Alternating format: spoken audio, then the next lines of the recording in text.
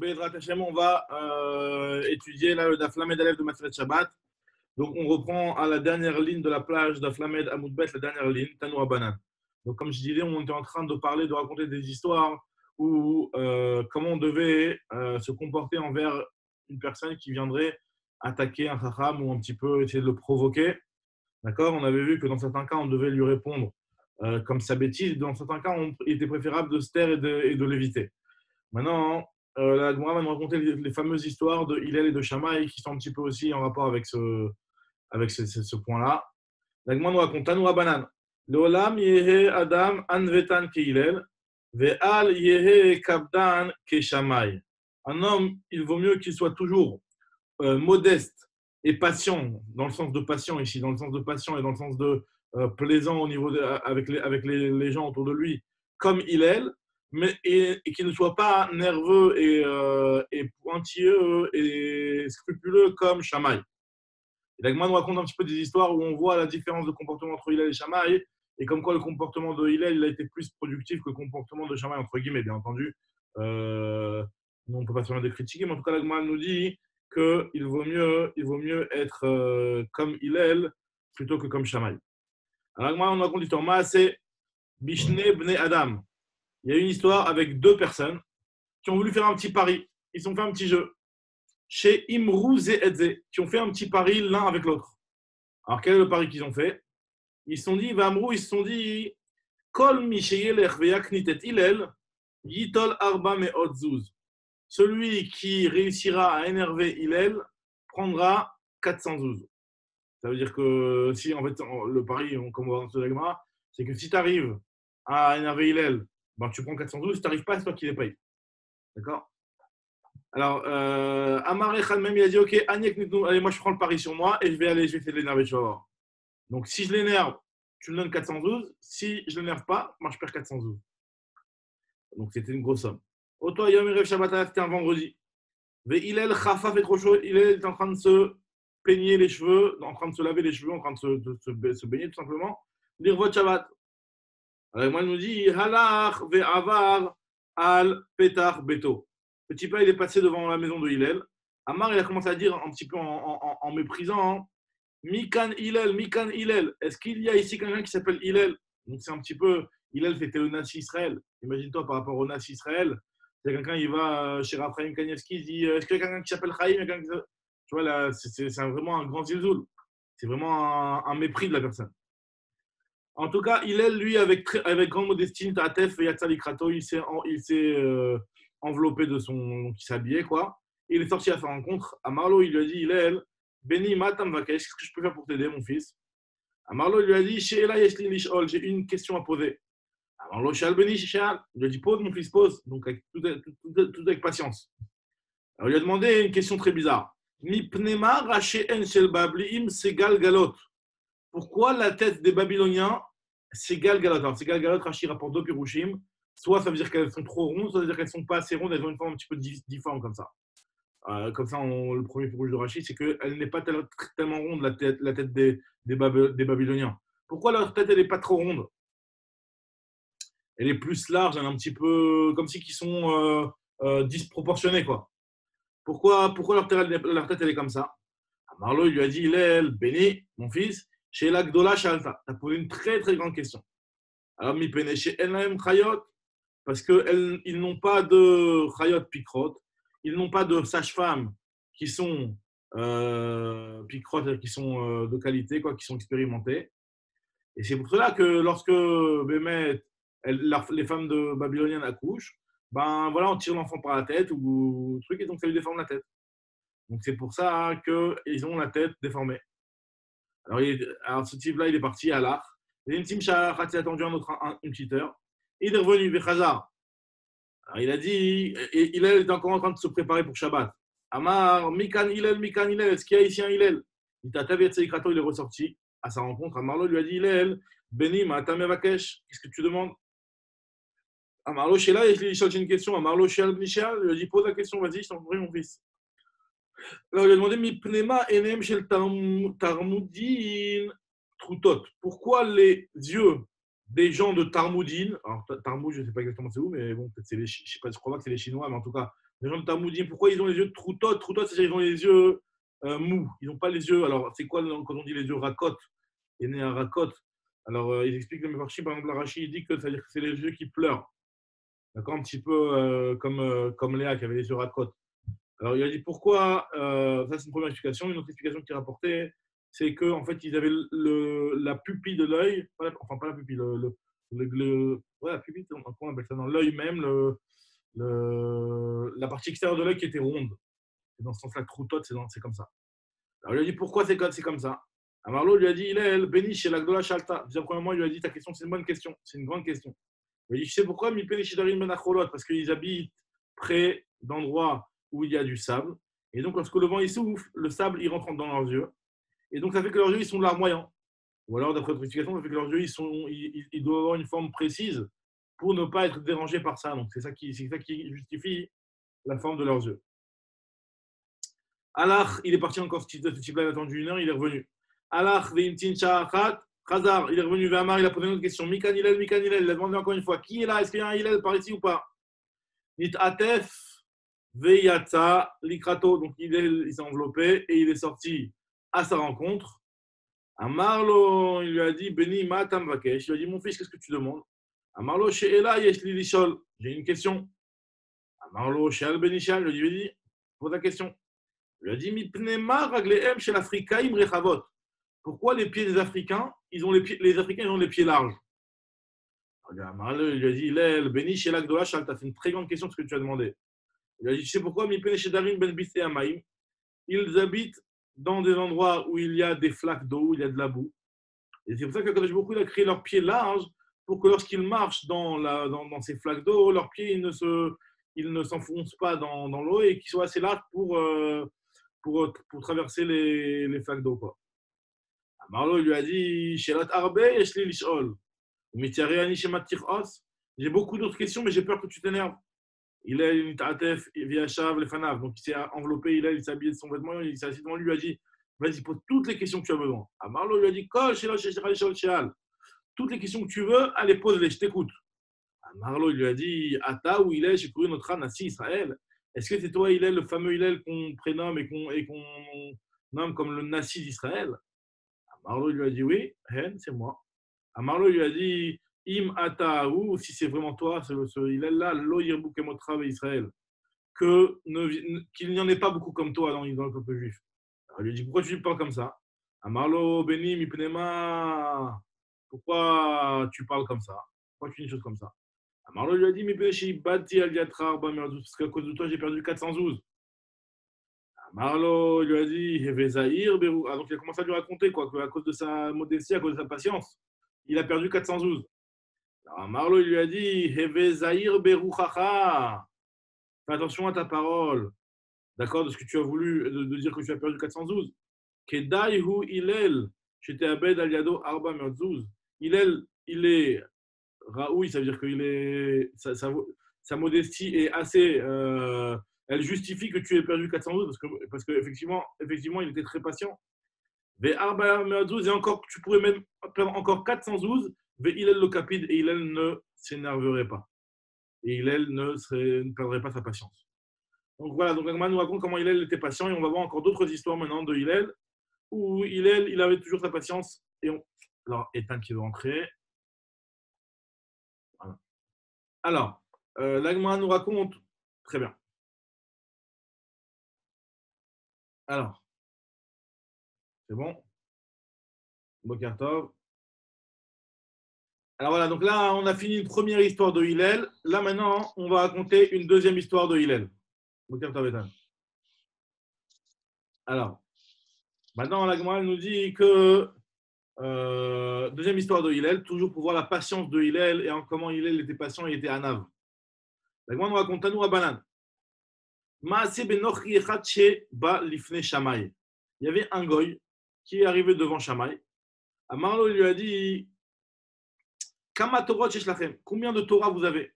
Alors Shammai lui a dit on a Torah Shebirta, Torah Shebalpe, on en a deux. Amarlo Shtaim, Torah Shebirta, Torah Shebalpe. Enfin, c'est deux qui font une, mais en tout cas, c'est deux parties. Amarlo lui a dit Shebirta vanima mincha, Shebalpe enima mincha. Il a dit moi, c'est la Torah écrite, je veux bien, Torah orale, j'accepte pas. Gaïreni amenat shetilmedeni Torah shebirtav. Convertis-moi à condition que je ne pratique et que tu ne m'apprennes que la Torah écrite. Garbo, il a commencé à lui crier, Otsio Ben Zifa, il l'a sorti en l'insultant et en le repoussant. Après, il est arrivé devant Hillel. D'accord? Pourquoi? Parce qu'en réalité, normalement, un guerre, al pi halakha, un guerre, s'il n'accepte pas ou il n'est pas prêt à accepter toutes les règles de la Torah, ben, sa guerre n'est pas une bonne guéroute. Donc c'est pour ça, Shammai, en réalité, il a été dans la normale, quoi. Il lui a dit non, je ne peux pas accepter. Donc il a repoussé de manière catégorique. Et Balifne, il est arrivé devant Hillel. Et qu'est-ce qu'il a fait? Guiré. Il a accepté de le convertir. Alors qu'il lui avait demandé d'être converti seulement à la condition de n'apprendre que la Torah écrite. Il s'est dit, je peux le convertir et je vais essayer de le convaincre. Et il a converti. Yom HaKama, le premier jour, donc il a appris, parce que quand il a converti, c'est pas Stam, il le convertit et puis après tu rentres chez toi. Il l'a converti et puis après il a pris sous son aile pour lui apprendre la Torah, le Aleph Bet et tout ça. Amarli lui a dit, alors il a commencé à lui apprendre Hillel au guerre. Donc c'est Hillel lui-même qui a appris au guerre, il lui a appris Aleph, Bet, Gimel, Dalet. Il a appris les lettres de l'alphabet, donc selon l'ordre classique. Les Machar, le lendemain, il est venu, il lui a pris dans le sens inverse. Tav, Shin, Resh, Kouf. Il a pris dans le sens inverse. Alors, Marley, il lui a dit, le guerre, il lui a dit, Ve'et mol lo amartali akhi, tu m'as pas dit comme ça hier, tu m'as dit que ça commençait par Aleph Bet, tu m'as pas dit que ça commençait par Tav. Alors, il lui a dit, à Marley, Lav al didi kasamarta. Alors, qu'est-ce qui te permet de poser cette question? Parce que tu t'appuies sur ce que je t'ai dit moi hier. Donc, de alpenamis mochala, il pareil aussi pour la Torah chez Balpe. De la même façon que hier, tu m'as cru. Et donc, c'est pour ça qu'à partir de là, tu vas te poser des questions. Et tu vas te poser des questions pourquoi, comment je peux te dire l'inverse. Alors, pareil aussi, sache que la Torah chez Balpe, ben voilà, quand je te l'ai dit, aie confiance aussi en moi et accepte-la. Donc, apparemment, il a réussi à le convaincre comme ça, hein, qu'il accepte aussi la Torah chez Balpe. Deuxième histoire, encore une fois, enfin, troisième histoire même avec Hillel. Juste une question sur l'histoire. Vas-y. Comment il a pris le risque de dire attends, je vais sûrement le convaincre? A priori, l'attitude de Shammai, elle est, je sais pas si plus juste, mais elle est plus logique. C'est plus le din, quoi. C'est sans la rigueur, sans la stricte Ouais, mais halakha, quoi. Lui, il d'accord, a pris le risque. Il était persuadé qu'il allait le convaincre. Il était persuadé. Parce qu'en réalité, alors il explique ici qu'en fait, il n'était pas. Il explique j'ai vu dans le. Je sais plus si c'est le Bani Yada qui a rapporté, je ne me rappelle plus du nom. Mais en tout cas, qu'en réalité, il n'était pas vraiment coffert dans la Torah chez BLP, dans le sens où il s'est dit non, ça n'existe pas. Il était de se dire que voilà, bon, j'ai pas la force de la faire, je la fais pas.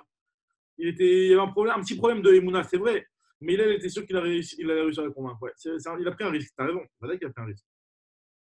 Il y en a qui donnent des explications. Bon, dans les grottes Moshe, ils rapportent ici qui donnent des explications. Ok. Voilà, la Gemara continue. La Gemara continue.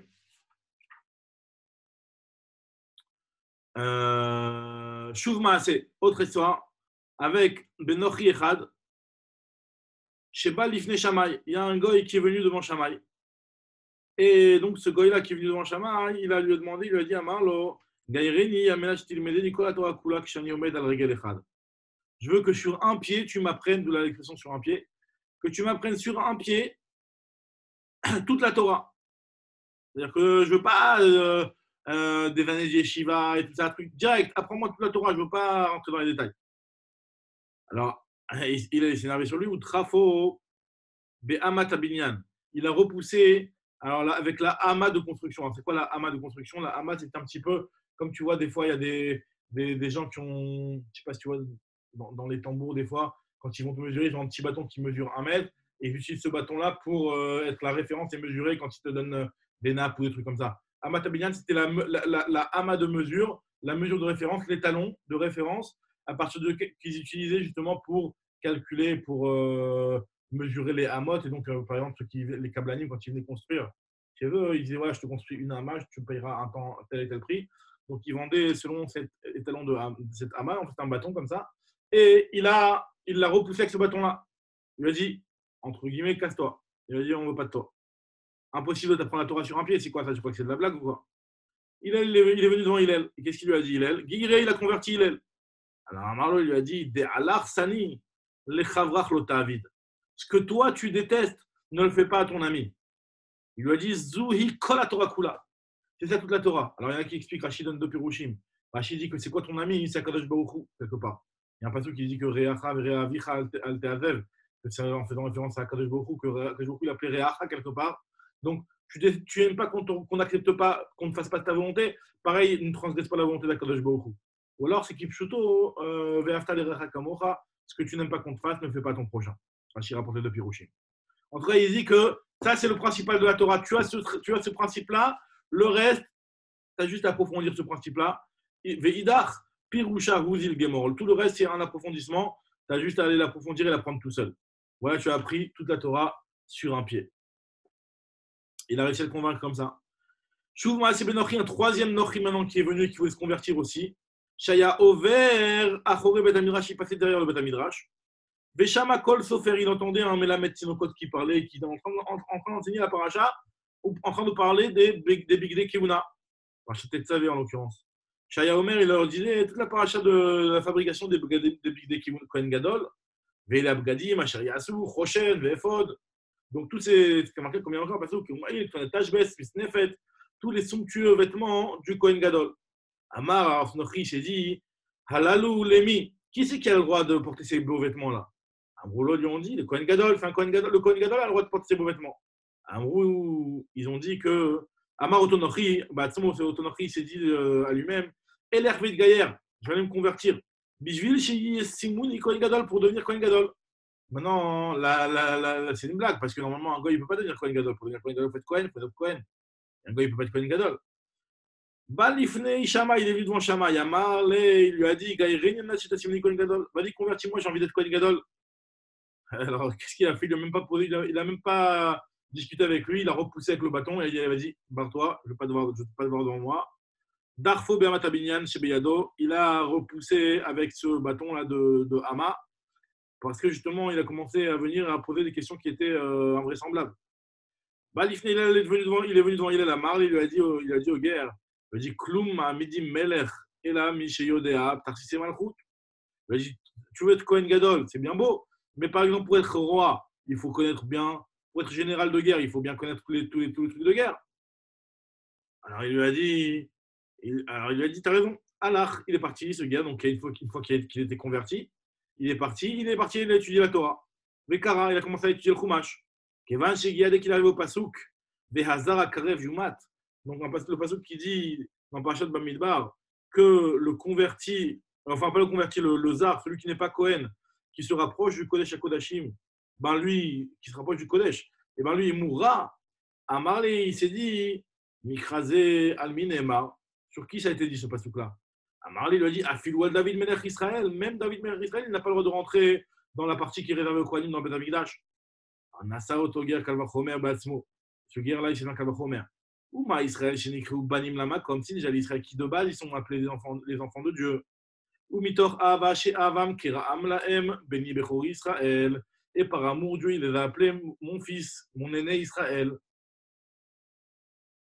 Alors, même à l'époque où ils étaient déjà bechor, c'est-à-dire qu'en fait, même à la base où la avoda était bechorim, malgré tout, ktiva leem ve'advar karev yumat.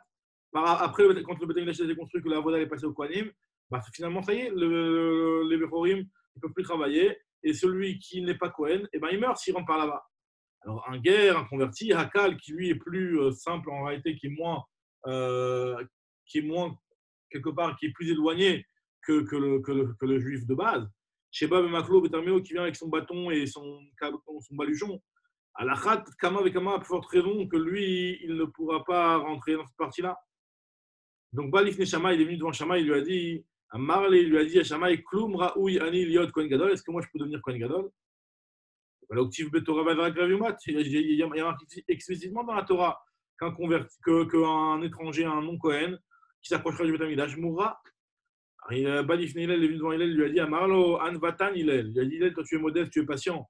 Yanou Chulecha Brachot al Roshra, que tu sois rempli de brachot, que tu sois rempli de bénédictions. Pourquoi chez Kraftani, Tachat Katfa Shrina, par ton mérite, tu m'as rapproché sous les ailes de la Shrina.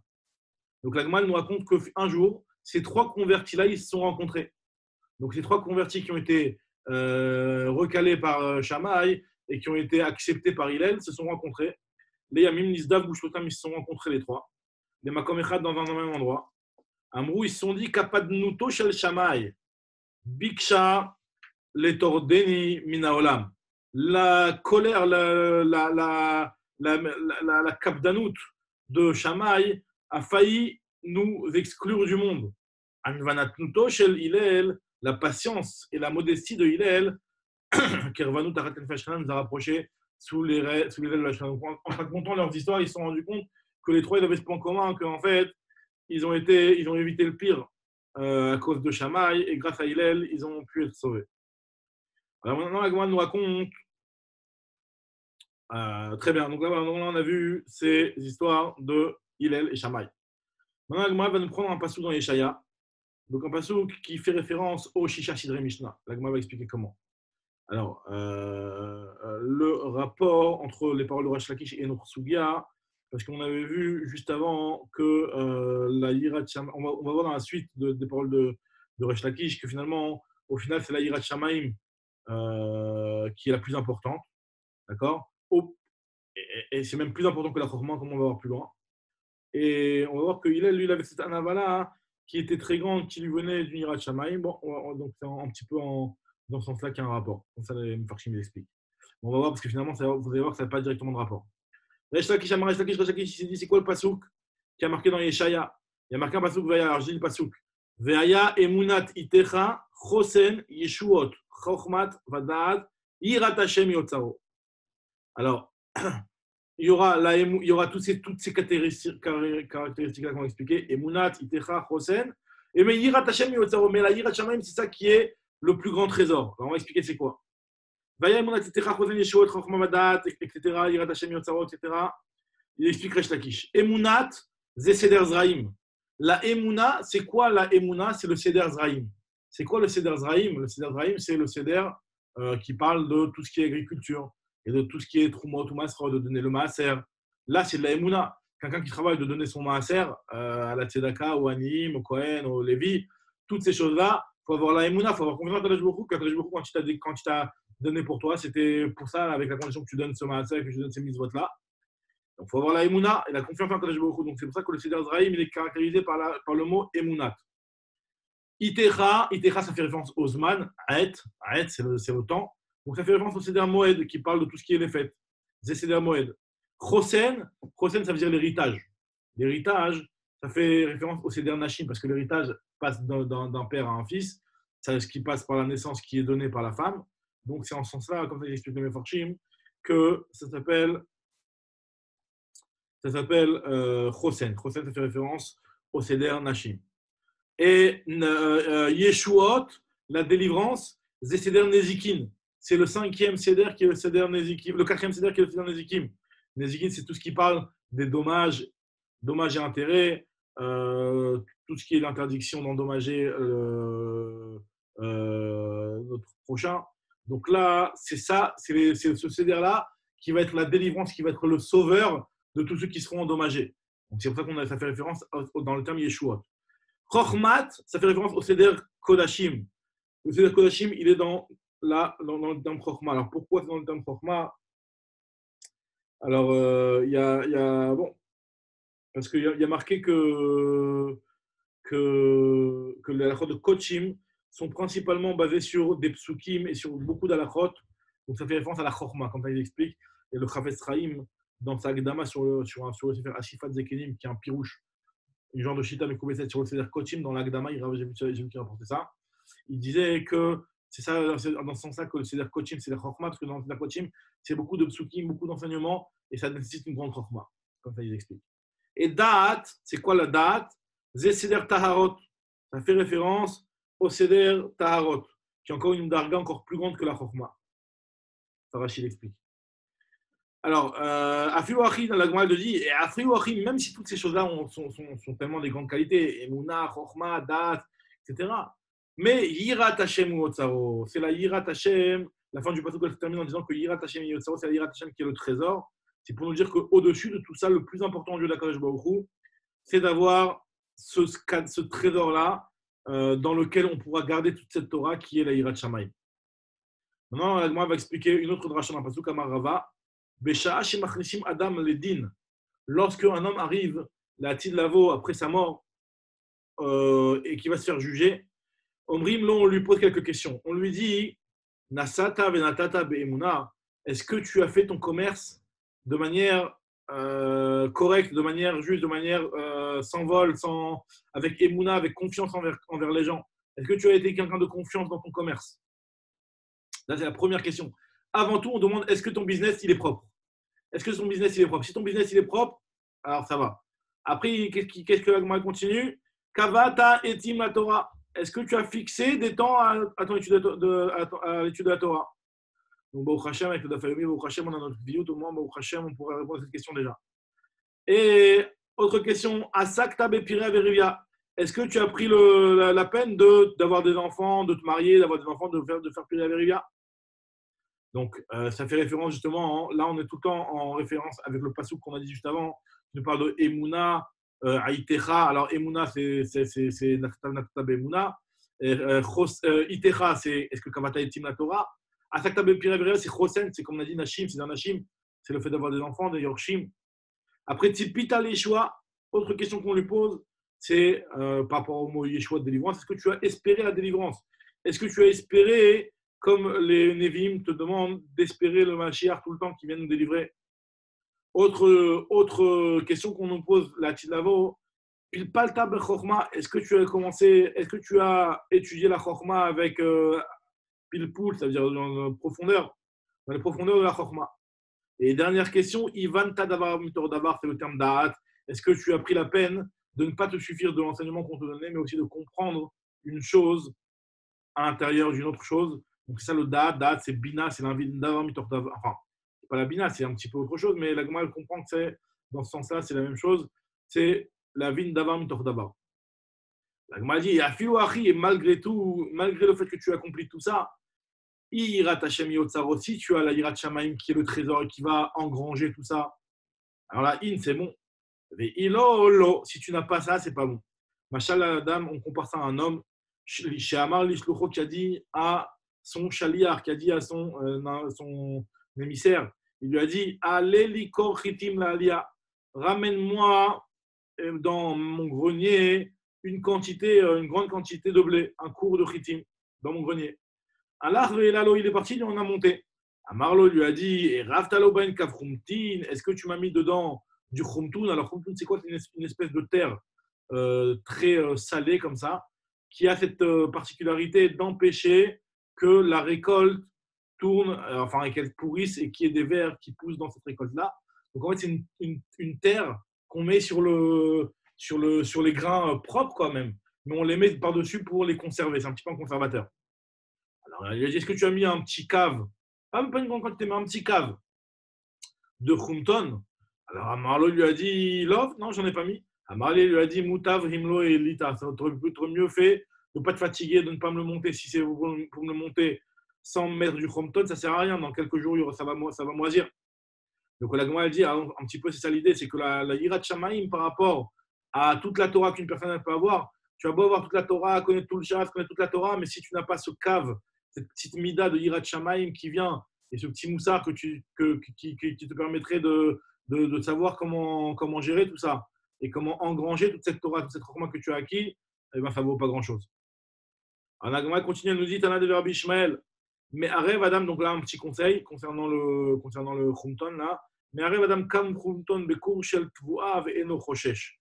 Une personne, quand elle vend un cours de tvua, même si elle mélange dans la quantité un cave de khumton, de petite terre là, qui va permettre de conserver, c'est pas du vol, il n'y a aucun problème, parce qu'au contraire, c'est nécessaire pour justement que ça ne pourrisse pas.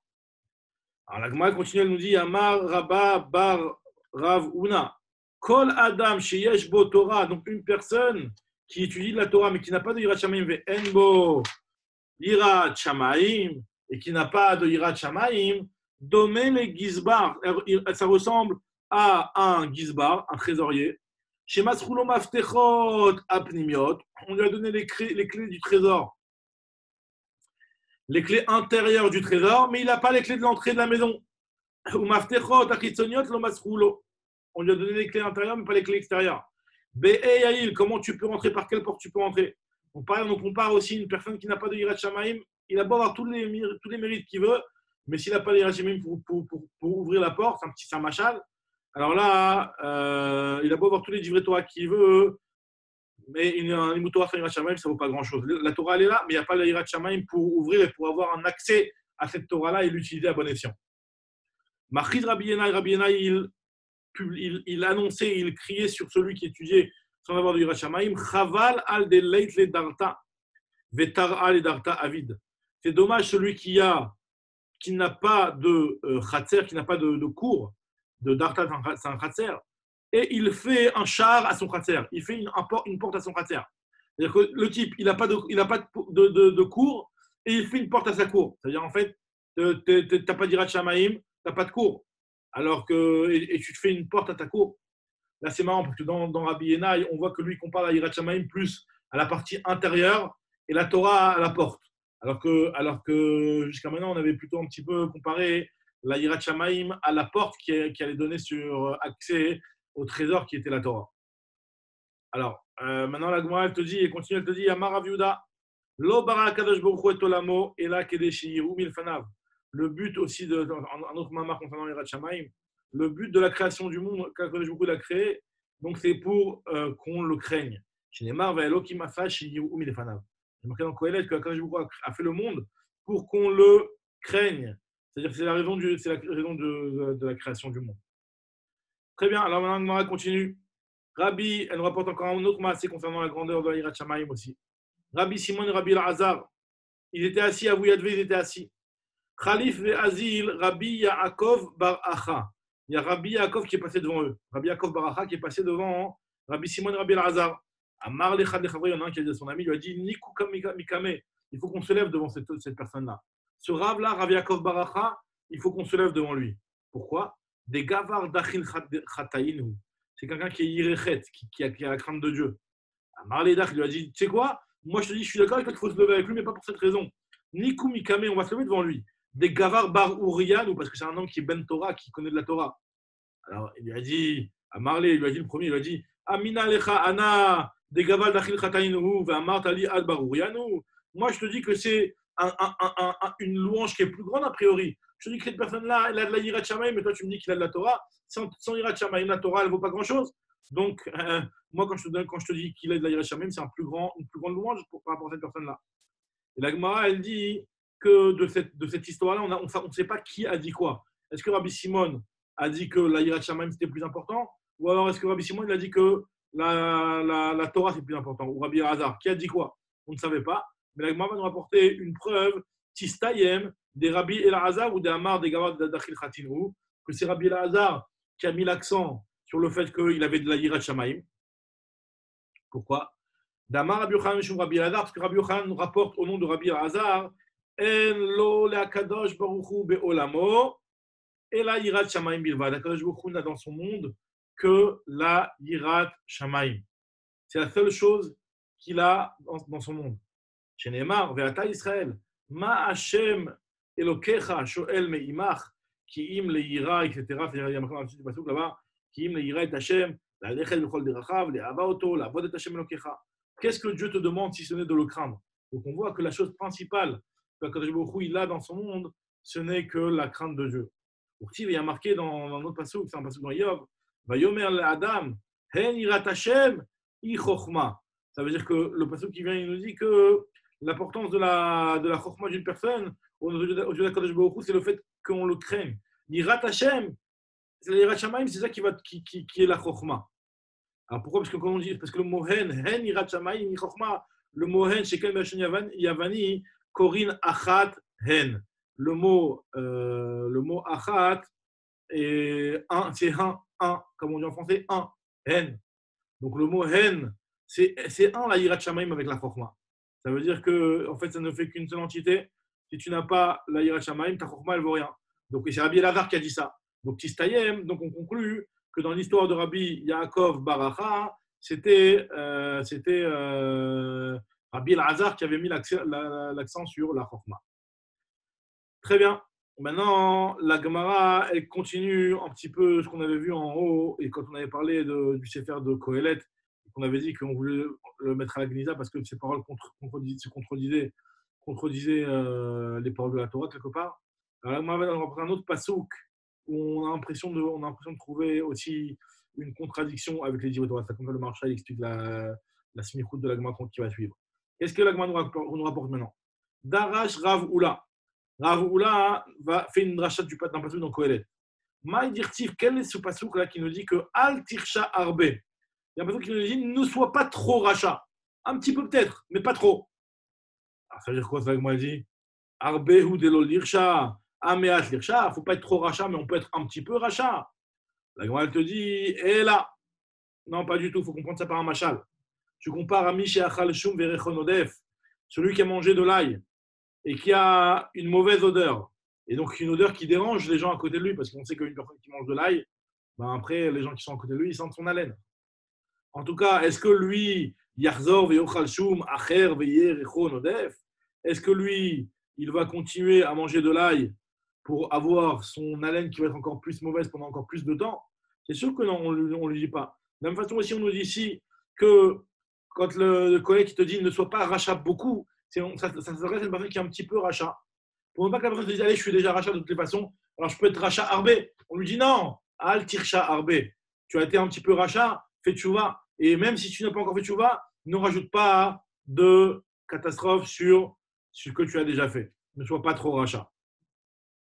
Maintenant, la Gemara continue encore nous rapportant un autre mahamar en rapport. Darash Rava bar Ravula, Maï dirtiv ki en chartzubot lemotam ou bari ulam. Donc, c'est un passage dans Teilim, qui en chartzubot lemotam. Donc, là, on va voir exactement ces termes-là. Le pshat du pasuk, chartzubot, ça veut dire c'est un genre de kécher. C'est-à-dire que les Réchaïm, eux, ne sont pas attachés, ne sont pas noués par la mort avec les fils et les cordes des Yisurim. Alors, on va voir un petit peu ce que ça veut dire ça. C'est le pshat pasuk, quoi. C'est, encore une fois, qui en chartzubot lemotam ou bari ulam. Par contre, les bari, alors les gens qui sont qui meurent sans être rachat tellement, non, encore une fois, ou bari ulam, donc eux ils sont plus ulam, ça veut dire qu'ils sont plus avec leur force. Bon, le pshat pasuk il n'est pas très clair, j'ai pas bien vu le pshat pasuk du pasuk. Mais en tout cas, ce que la Gemara nous rapporte pour essayer de faire une dracha sur ce pasuk, le drash de ce pasuk là, la Gemara explique comme ça. Amar Kadosh Baruch Hu, lo dayan la reshaim she'enam charedim va'atzevim. Chartzuvot, ça vient du mot, on décompose le mot chartzuvot, charedim va'atzevim. Les reshaim, non seulement ils ne sont pas craintifs et atzevim, ils ne sont pas tristes par rapport, miyom amita, par rapport au jour de la mort, en ayant peur de ce qui va leur arriver avec toutes les avérotes qu'ils ont fait. Et là, chez l'ibam bari lahem keulam, ils ont leur cœur qui est tranquille et qui est en bonne santé comme un oulam. C'est-à-dire qu'ils sont tranquilles, ils sont paisibles. Ils ne comprennent pas la gravité des choses qu'ils ont faites. Ben, nous, Damar Rabba, c'est ce que Rabba a dit. Dirtiv. Maï Dirtiv, c'est quoi le passage qui a marqué un autre mise-mort qui parle là-bas des Réchaïm, qui eux, les Réchaïm qui ont confiance en leur richesse, etc. Il y a marqué là-bas Zé Darkam Kesel Lamo. Voici, ça c'est la voie des Réchaïm, d'avoir et de croire. On est passé de Kohelet à Télim. On est passé de Kohelet à Télim, ouais, mais c'est un petit peu en rapport. Ouais, le rapport, c'est qu'on parle toujours de la pourriture des Réchaïm, quoi. On parlait dans Kohelet de la pourriture des Réchaïm, Al Tirsha Arbe, et là on parle encore des Réchaïm, quoi. Et la Gemara maintenant elle te dit, elle t'explique que Zé Darkam Kesel Lamo. Ça veut dire qu'en fait là-bas on t'explique que en te parlant des Réchaïm qui vont se faire enterrer, il y a marqué juste avant dans le Pasuk, Kirbam Batemo Leolam. Sur ça il y a marqué que Yodaim Réchaïm. Les Réchaïm, ils savent, chez Darkam Lemita, qu'ils vont vers la mort. Ils le savent, ça. Ils sont conscients. Mais ils ont Kessel Lamo, ça veut dire quoi? Veyesh, Lahem, Chelev al-Kislam. Ils ont une graisse qui recouvre leur Kessel, leur Kislam,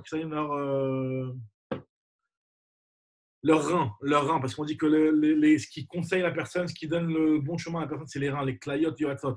Ils ont de la graisse sur les reins. Ça veut dire qu'en réalité, ils n'arrivent pas à, sachant qu'ils vont vers la mort, mais ils n'arrivent pas à passer outre et à faire autre chose et à prendre un autre chemin.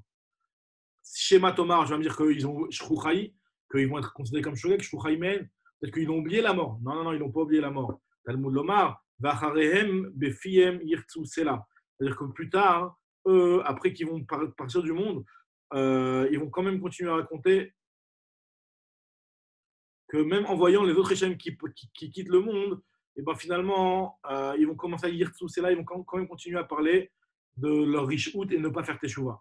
C'est-à-dire qu'eux, ils sont conscients de la mort, ils sont conscients de la perdition des Rechaïm et ils ne font pas teshuva, ils ne sont pas shogeg. Ok, très bien. Donc on a fini cette partie de Haggadah. Maintenant, la Gemara, elle va reprendre ce qu'on avait dit dans la Mishnah plus haut par rapport au Shemen, à celui qui éteint un air. On a parlé de la Melacha de Mechabé. Alors, pour introduire un petit peu cette phrase-là, ce que la Gemara va nous dire ici, là, il faut savoir que la Melacha de Mechabé, le fait d'éteindre, c'est une Melacha qui est particulière. Parce que, comme on a expliqué, toutes les Melachot de la Torah, pour être Chayav, il faut que ce soit une Melachet Marchevet.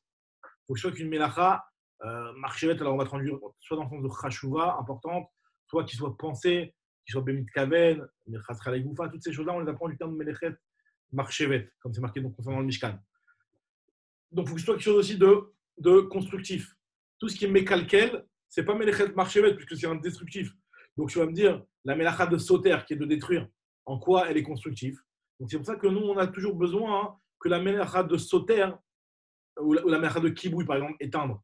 C'est aussi quelque chose de destructif. C'est une destruction, ce n'est pas une construction. Il y a plusieurs Melachot comme ça. Le fait d'effacer, c'est aussi quelque chose qui va détruire. Le fait de déchirer, c'est aussi quelque part une destruction. Donc, toutes ces Melachot-là, hein, en réalité, il faut qu'ils soient faits dans un but positif. Et c'est justement ça qu'on va voir ici. Quel est le but positif comment doit être le but positif de la Melacha pour être considéré comme une Melacha de Melechet Marchevet sur lequel on est Chayav et qu'on ne va pas être patour à cause du pasuk de Melechet Marchevet. On a vu dans la vie de Rabbi Yossi qui était de dire que Rabbi Yossi était poter berkoulam. On a vu que celui qui avait pitié sur l'huile, celui qui avait pitié sur le bougeoir, celui qui avait pitié sur la mèche, il était chayav. D'après le Tanakh, on avait expliqué que c'était Rabbi Yehuda.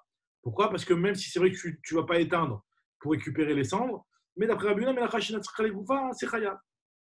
Et Rabbi Yossi lui dit non, je dis que c'est pas tôt dans tous les cas, sauf pour celui qui le fait parce qu'il a de la peine pour l'appétit là. Alors la Gemara va essayer de comprendre. Rabbi Yossi pense comme qui? Pense comme Rabbi Shimon ou comme Rabbi Yehuda?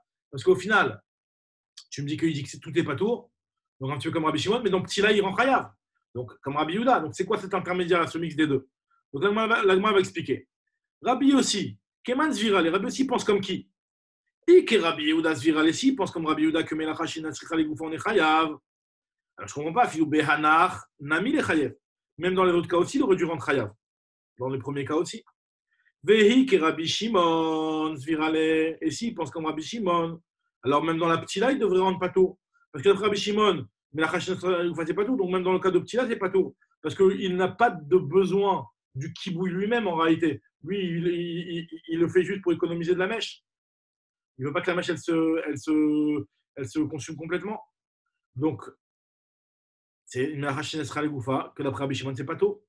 Donc, elle explique, elle te dit que à Maroula, il te dit Léolam qui Rabbi Yehuda Zvirale. En réalité, il pense comme Rabbi Yehuda, que Melacha Nesra Legoufa, Chayav.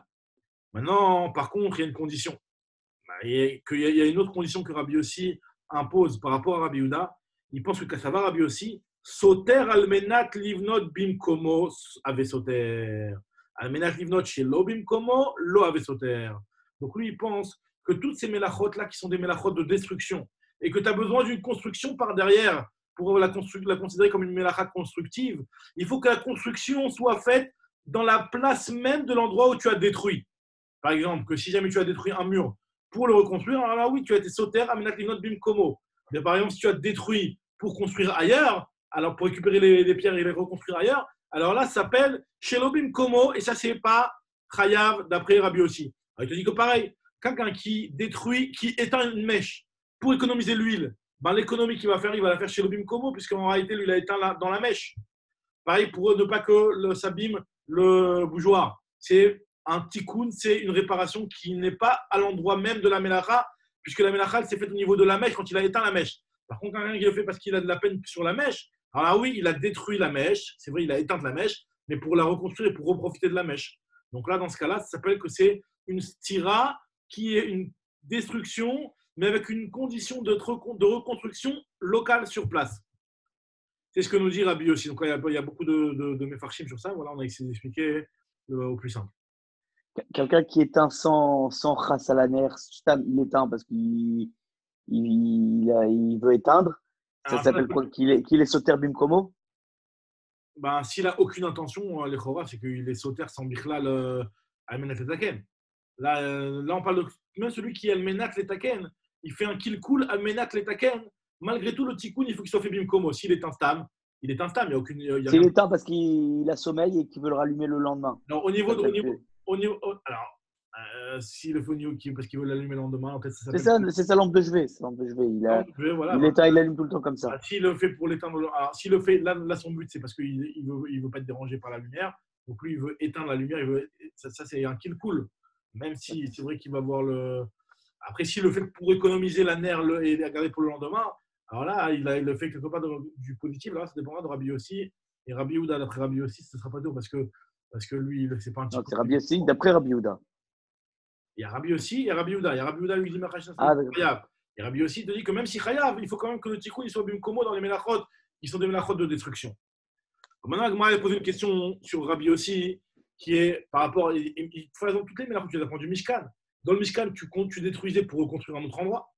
Alors, il dit Amar, il a dit Rabaoula, il décolle melachot, au final, où mes Mishkan, tu apprends tout du Mishkan. Ve'atam, et là-bas,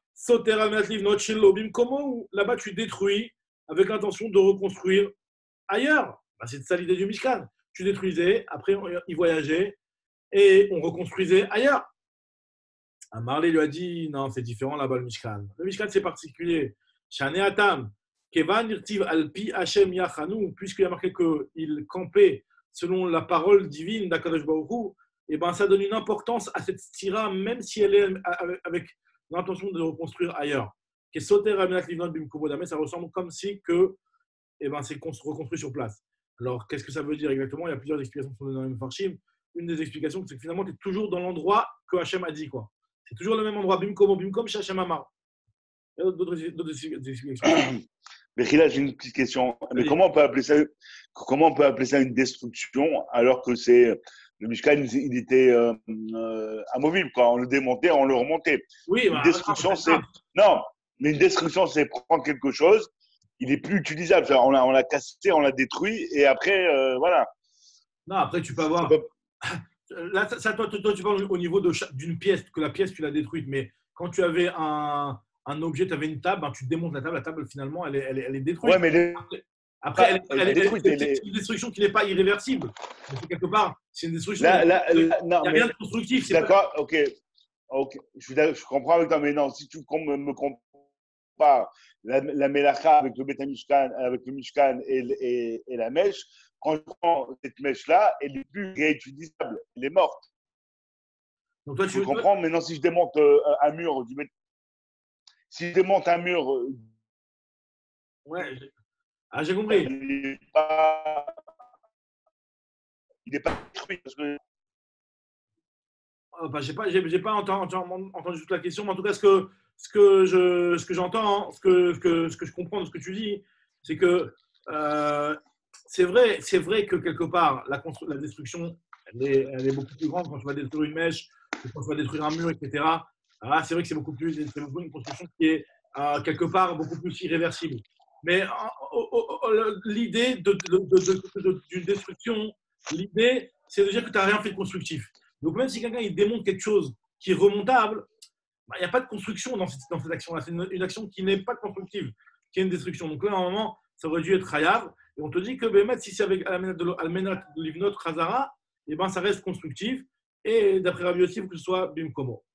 Maintenant, voilà, ça c'est ce que l'Agma a dit. Et l'Agma, maintenant, elle va donner une dernière réponse à l'avis de Rabbi Yossi, et de dire que Rabbi Yossi, au final, il ne pense pas comme Rabbi Yehuda, comme on a voulu dire jusqu'à maintenant, et ça ne dépend pas de cette histoire de Bimkomo, pas Bimkomo.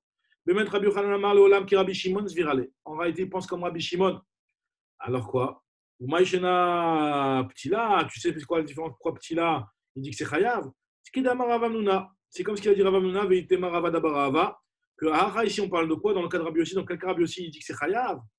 Beptila Shetzarich Leaveva Ashkinan. on parle d'une mèche qui était neuve et qu'on avait besoin d'allumer pour qu'après elle puisse être allumée plus facilement. Alors là, dans ce cas-là, des BHI, dans ce cas-là, Rabbi Shimon Modé, même Rabbi Shimon, il est d'accord que lorsqu'on éteindra la ptila pour après la pouvoir la rallumer plus facilement, bah, des kametaken mana. Ici, tu es metaken mana, quelque part, tu répares ce keli, puisque maintenant, tu le rends capable de pouvoir être allumable. Alors là, c'est vrai que quand on voit le texte de la Gemara, on a l'impression qu'on ne parle plus de la melacha de Mechabé, on ne parle plus de la melacha de Kibouy, mais de la melacha de Metaken Mana. Metaken Mana, en général, c'est un terme qui est utilisé pour la melacha de Makebe Patish. Makebe Patish, ce qui est le fait de terminer un ustensile pour qu'il soit apte à être utilisé. Des fois, il y a besoin du dernier petit coup de marteau pour que le keli soit utilisable. Donc, c'est Makebe Patish. Là, on dirait que ça fait référence à cette melacha quand il dit Metaken Mana. Mais il y en a qui expliquent que Bechol Zot, ici, en réalité, on parle quand même de la melacha de Mechabé, mais c'est un Mechabé qui est positif. C'est un point qui reste à éclaircir. Dans les Mefarshim, c'est qu'il y a un sujet sur ça. En tout cas, moi, elle termine en nous disant Rava a prouvé le pirouge de Rabbi Yochanan. Amar Rava dit Kanami, je vais prouver aussi que notre Mishnah elle va mieux comme Rabbi Yochanan, du fait qu'on a des katané chez Osa Pecham, que la raison pour laquelle c'est Chayav, Mipene chez Osa Pecham, il y a marqué dans la Mishnah. Ça veut dire que Mashma, que lui, il est mitkaven en éteignant, de faire une partie qui est un petit peu consumée. Donc, c'est un petit peu la même idée qu'une personne qui va allumer une mèche et la rééteindre pour qu'après elle soit plus allumable plus facilement. Donc, on voit que c'est une melacha qui est tzricha legoufa d'après Rabbi Shimon et d'après Rabbi Yossi aussi. Velo katani, on n'a pas dit mipene chez na'aset pecham. Parce que si on avait dit na'aset pecham, ça aurait été mashma que lorsque toi tu l'as pas fait pour ça, mais elle est devenue, au final, il y a eu ce côté positif qui arrivait. C'était pas ça l'idée. L'idée, c'est que toi, tu l'as fait pour ça, tu l'as fait dans le but de la rallumer après pour qu'elle soit plus facilement rallumable. Donc, Shuma Mina, donc comme ça, elle fait un diou. Donc, finalement, elle reste plus sur ce pchat-là de dire que Rabbi aussi pense comme Rabbi Shimon. Excuse-moi, je n'ai pas compris comment tu arrives à comprendre qu'il est plus comme Rabbi Shimon à cause de Osa Pecham. Parce qu'il n'y a pas marqué Na'aset Pecham. Na'aset Pecham, ça aurait été mashma que le type, il n'avait pas l'intention de faire un Pecham. Mais il est chayav parce qu'au final, il y a quelque chose de positif qui s'est fait. Donc, en réalité, c'est mashma que quand tu dis Na'aset Pecham, ça aurait été mashma qu'elle était déjà Pecham au préalable. Et là, maintenant, tu es Mechayav auto parce que Na'aset Pecham, encore du Pecham. Quand tu dis Osa Pecham, c'est mashma que tu l'as fait maintenant du Pecham. C'est la première fois que tu vas l'allumer. On n'est plus sur l'histoire de Makebe Patish alors. Non, enfin, c'est dans le sens de Makebe Patish. Parce que là, si tu me dis, on parle de Melacha chez Tzricha Legoufa. C'est-à-dire qu'en fin de compte, on pose comme Rabbi Shimon et pourquoi là, il a permis à cause de Melacha chez Tzricha Legoufa. Ah oui, d'accord. Comme là, tu vois bien que toute la raison qu'il a interdit, c'est à cause de Tzricha Legoufa. Vachement que là-haut, c'était aussi comme Rabbi Shimon. Exact. Très bien. Donc là, maintenant, on a fini cette Gemara-là. Au Hachem, on va juste lire la Mishnah, puis après la Gemara, on va la prendre bien pour demain parce que la Mishnah, après, elle enchaîne. En tout cas, juste, on va lire la Mishnah. Comme on parle du din de Ner Shabbat, donc maintenant, on va continuer avec un petit peu en rapport. Il y a 3 choses qui en peuvent entraîner la mort d'une femme au moment de son accouchement. C'est premièrement, Al-Shina, Zero Bainat, si elles ne font pas attention au Issour de Nida. Deuxième chose, si elles ne font pas attention au Issour de la Frachat Chala, Bechala. Et troisième chose, Ad la Kataner, si elles ne font pas attention au Nerod de Shabbat. Donc, Chala, Nida et Ad la Kataner. Hana, c'est la Hina, le aîné. Donc, si elles ne font pas attention à ces choses-là, ça peut entraîner des catastrophes. Donc, on va voir, Bérat Hashem, d'où on apprend ça, etc. Hadak Baruch les amis, Baruch Hashem, Zachinu. Merci. À l'heure demain. À demain, mais à peu près même heure, comme ça, on s'organise. Demain, la Sefer Torah, c'est plus long. Ah ouais, c'est vrai. Je t'ai mis à 20. Normalement, c'est bon. Demain, on ne devrait pas avoir de problème de mot de passe. T'as vu c'était quoi le problème? T'as su c'était quoi le problème? Ils ont créé.